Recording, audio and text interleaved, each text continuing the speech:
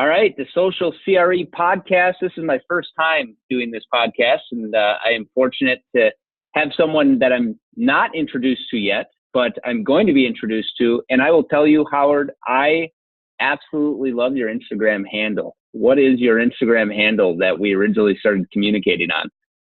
It's Strip Malls Rock. Yes.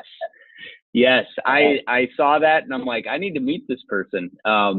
To spend the time to make a username called Strip Malls Rock is pretty sweet. I was thinking they must think some similar things that I do related to this business. So go ahead, Howard, introduce yourself. Okay, sure. I've been involved in PR, content marketing, and social media for a long while actually, mostly focused in on the tech sector. Data centers, cybersecurity, very heavyweight stuff, and did very well at it. And just by, almost coincidence, a few years ago, I got invited by a group that owns multiple shopping centers down in the States to support them using some of the tools I know about, and particularly for strip malls. So I was intrigued because my wife, God bless her, is a huge shopper and is forever driving me to strip malls in the States, actually. I'm up in Canada, but we work across North America. So the lights went on, and I realized that it was an interesting social media play that I could contribute real significant value. And I decided to specifically focus in on strip malls because they're in transition, and the smaller ones actually are doing rather well. The other sort of whole part of this is that the retail sector is changing radically, and I saw the ability to help people sort of migrate onto successful platforms and endeavors. So that's how I got into it, and we're working with a group of strip malls down in the States, working on a monthly basis, building their websites, their Facebook, their Instagram and Twitter, also Pinterest, getting great results for one strip mall that I work with, a little strip mall in Georgia, northwest Georgia. We get 35,000 views per month and about 2,000 impressions per month on their Facebook and Instagram combined, which is, I think, really good.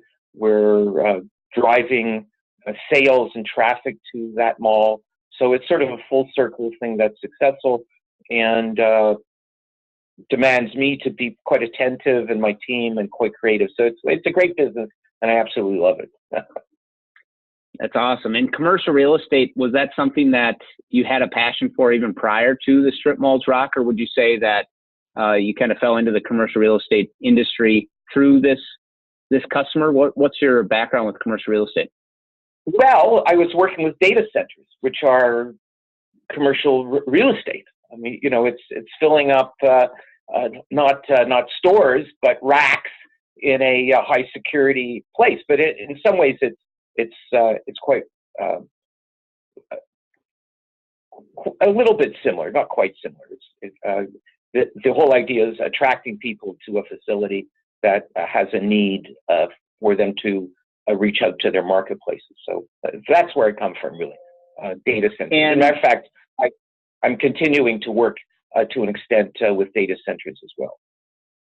That's great. And strip malls specifically, this customer that asked for your assistance, do you think they came in with some knowledge of knowing what they needed to do on the internet, or was it something that you basically proposed to them? We can build up your Facebook, we can build up your website. How did you really earn a property owner's trust in doing something of that nature? Well, I have a good reputation, and look, they had nothing. They had a website that wasn't working, that hadn't been updated. Their Facebook and Instagram was in a similar state. So I really started at ground zero. It was sometime last year in October, just before the holiday season. So they really wanted to move fast. I rebuilt the website. I rebuilt those 2 social media, which is something I do often to get going. And then I started cranking up people looking at and interacting with those social media through the holidays, through contests, etc. I can't imagine how many property owners are out there that truly have nothing as far as online presence. And I imagine it hurts them with not only attracting customers to their tenants, but also the retention of tenants. I think that, the buy-in from the tenants and activity online is just as important. What's your thoughts to that? Well, absolutely. It still amazed me somewhat that a multi-million-dollar property worth $4, $5, $6, $7, $8, $9, $10 million might not even have a website or have a static website that hasn't been updated since last Christmas. Very little social in terms of interaction or outreach. Just missing a whole sort of plane of experience. That's very important. And I tell you, this is even more important now because with anchor tenants disappearing and being replaced by sort of creative new options to fill spaces, being present online is extremely important. It's extremely important because how do you get known if you don't exist on the internet or your presence is boring and old and clearly not attended to? It sends out the wrong message to your tenants and to potential tenants coming in. Absolutely. What is your thoughts about ad spend, combining that with your social efforts of creating content and putting it out there? Because I see so often properties in the area that I'm in, Rochester, Minnesota, where they may be active, but their organic reach is very limited as to how many people they're reaching. And maybe it's because they're not doing a good job of inviting people. They're not doing a good job of actually on site at the property, putting up signs to let people know they have a social presence. They're not doing a good job of having their website even ranked on Google in ways that it can be easily found. So is ad spend something that you feel is important for property owners as well to help bring continued awareness on these platforms like Facebook or Instagram or anything like that? Yeah, I like to use Facebook boosts, and for certain types of posts. I also do that on Instagram because they're connected, of course, as you know. Right. But I keep the budgets modest because I find that if posts are interesting and visually exciting, then people will naturally come to you. I'm a huge user of Canva. Have you heard of that? Yeah, Canva, I have heard of that. Yep. I use it a lot. I use it in my own personal work because I could produce posters on the fly, get hundreds of impressions. I find that those are the kind of things that are worthwhile promoting with ad spend. We also use video as well. Not super fancy because then if you start spending too much money, it becomes onerous for the client. But we can use tools that really help that as well. So video, posters, those are the things you do some very modest spends, but the content has to be really interesting. Content has to be interesting. So often still, and we've now, I feel like, got into the point where Facebook and other platforms are maturing. I still see businesses, and this isn't just property owners, but businesses just taking a picture of a flyer and putting a picture of a flyer that they're trying to market out there and not actually taking the image itself and making that the upload from their Canva, for example, or from their designer, whoever had made the flyer to market that event or market that thing. And I think you're 100% right, is like the creative matters so much because that creative, if done properly and distributed properly, can just organically spread if it's appealing. Right. And also, Another thing that's important to note is that if a strip mall is really a community center, okay? A strip mall now is not just, you know, a dollar store or a convenience store. It's a church or synagogue, or mosque. It's a movie theater. It's a pawn shop, boutique clothing stores, fancy restaurants, physiotherapy places. It's a whole broad collection of things, and that makes it a community hub. So one of the things that I do that I feel very passionate about is promote the community around the center. So what's going on in your local city? One mall that I'm working on, there's a big concert going on this week, so I posted to it, and that gets a lot of hits and creates a brand loyalty because people start seeing their strip malls as being part of a community and important. It's something actually above and beyond what the big discount malls can do, really, and that adds tremendous value. You'll get thousands of impressions and interactions when you do something local. The other thing that I like to do is do music concerts. So I do Hump Day. Wednesday, Hump Day concert from the mall at whatever, and I try and pick music right off of YouTube and rebroadcast it. Those things are really listened to. Are really paid attention to. Yeah, you're right on. You're right on. When you say community center, so I helped with the leasing. It was a 100,000 square foot mall in a small community, a college town. And the property has since sold. But when I was on site working there, we saw new tenants come in, a church. And this church actually was broadcasting the message digitally. So they did have an on-site pastor, but the main pastor was then video conferencing in the entire message for that Sunday. And then we got a indoor playground for kids, membership based. Parents would buy a card that they would swipe at the door, go in and take their kids in these treacherous winters that we're both suffering through in Canada and Minnesota. And you're 100% on. Like, they are becoming strip malls and just malls in general, these community hubs. And they've probably been that way in the past, but even more so with local businesses being a part of the mall, not so much the nationals as we once saw them kind of ran by. Right.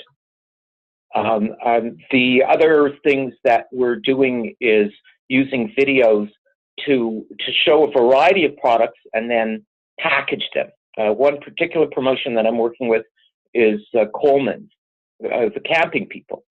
So I noticed on their website that they had emergency gear they were promoting, camp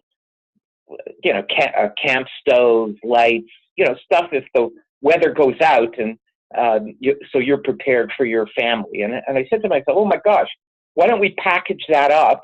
I did a video of all the different products and really just taking content from their website with permission. And then I spoke to the local store owner and I said, well, why don't we just promote this? If you can arrange a discount, that would be great, but we don't even do that. So he said, lo and behold, if people buy more than $75 worth of emergency supplies from me, I'll throw in a 15% discount and a first aid kit. So we've done that, and I promoted across my social media. We've got a whole bunch of impressions, a whole bunch of hits. I'm going to even write a press release, which is something I know how to do, and that's going to generate sales and traffic and interest. And we did that for a weightlifting, a gym where they gave a 15% discount, and we're doing some other things. There's a couple of really nice women's clothing stores. So we're going to do some similar promotion. And that's all on the strip mall level. It's not something that the individual stores would necessarily even think of or have the reach that we do, which has gotten bigger actually than the individual stores. We're outranking them. So if you had to give some tips to a property owner that maybe owns, I'll call it a neighborhood strip mall, one that is not very large, probably 10,000 square feet, maybe less, and it has some small businesses, what tips would you say to start with, besides hiring your company and having them do everything and make it rock? Yeah. What would be a tip you'd have? Well, okay. Well, here's actually, I went out to breakfast with a friend of mine, and I sort of picked his brain this morning. So here's an idea to think about. Assume 20 stores in a strip mall, okay, just to have nice round numbers. An owner-operator of a strip mall can reasonably expect $100 a month from a rent, up to $100 a month. Maybe less for a smaller store and more for another, but just to make the numbers easy to think about on the fly. So that would be $2,000 a month that the landlord would have to spend on marketing. If the conditions are right, they might even charge across all the stores, $150 a month and make the money off of it. So the first step is establish a budget that can be spent on creative for the entire mall, not to go the sort of the simplest route, which is buy a stock website that hardly ever changes, and to bring in some real creativity. So I guess that's tip number one, is build a budget that's reasonable, that's not onerous. Tip number two is give your tenants access to a real top creative team. $100 a month does not get you a top creative team. It just doesn't work. You might get your nephew, but and we see that a lot, but not that level of creativity or knowledge of the tools or whatever. So access to an agency that really understands the business is another thing. The next real tip, I guess, the third, is really focus in on the interaction between your Instagram, between Facebook, and your website. Spend time adding content that gets people seeing something interesting on Facebook, communicating to their friends, bringing them over to the website. I did something that was really cute, that really did extremely well. Last week was the Oscars, and I put on my Facebook page, if you're having an Academy Award party, go click here for a list of all the winners, a checklist, and so you can keep track of who's winning and who's not. We got, I think it was 3,000 people clicking from our Facebook page to our website, which is full of products and services. So, just a little creative thing like that really can have a huge impact and develop some love for your place. I guess a fourth one, I only can think of up to four. Maybe we could do something broader, but nationals, don't be afraid of nationals, because most strip malls have a blend. They'll have your moms and pops and a national brand. I alluded to Coleman earlier. On a store level, they were quite happy to work with me. They have leeway. I was talking to another tenant. What was it? It was PetSense, and they referred me to a district marketing manager. So I didn't have to go to high up the ladder to get some promotions going. You can really work with your local nationals, and they're more than keenly interested helping you out. And for that matter, maybe the fifth is they understand the social media world really, really nicely. You know, they probably have a bigger budget too, I would imagine. Yeah, yeah, and sometimes they can kick in. I think the thing also that's important. So there's my fifth, and then I'm going to stop. Is social media is sort of a moving target. It's evolving, it changes, and if you can have a coach in place, I see myself as a coach. I have many years of working with entrepreneurs, and I actually act as a coach to these retailers and help them sort of conceive these ideas, and that's extremely powerful. I mean, that, you know, putting a radio commercial will cost you $1,200 before you blink an eye, and if you have a program that lasts a year, that's tremendous value. You know, you can't do anything in a local radio station, no matter where you are, for under $1,000. Newspaper ads are, you know, about the same amount, just very roughly. So social media, which everybody says is sort of more important now, can be had as a replacement cost to what you're probably spending on radio or a supplement. And you know, you're getting measurable results that can really make things happen. That's 5. That's great. And number 6 would be, when they get to the level that they can afford it, they hire you as at Strip Mall Rocks and your team to really manage it. You do the full services, I imagine. Right. And, you know, we purposely do not charge a lot. So we like to think about $100 per store per month. So if you have 27 stores, we purposely are not charging, because we want to work with a whole bunch of people and not gouge, and stay within the industry. In my data center world, monthly fees ran up to $10,000. We're more realistic and modest. So that $100 a store is really the metric, and we're more than happy to do it.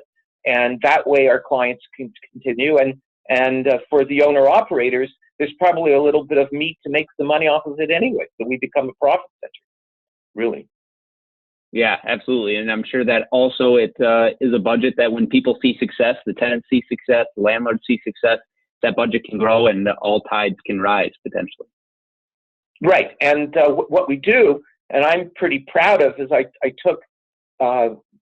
take a lot of time in producing a monthly report. So we have a very detailed slide deck. It's 10 pages long, or it's more actually now, but it's 14. It really shows what we achieve and what we're going to do the next month.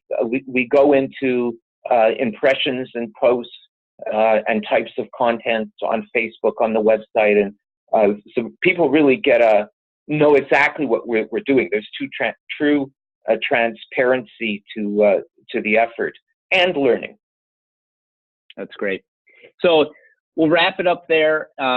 Thank you so much for being the first guest on the Social CRE podcast. I do not know where this thing is going, but I do know that there's a lot of passionate people out there about social media, about the commercial real estate industry. And I really think that this can be a place where people can learn from one another and find all the great things that are happening around the country in the industry. If people want to learn more about your business, where should they go to find you, Howard, and Strip Malls Rock?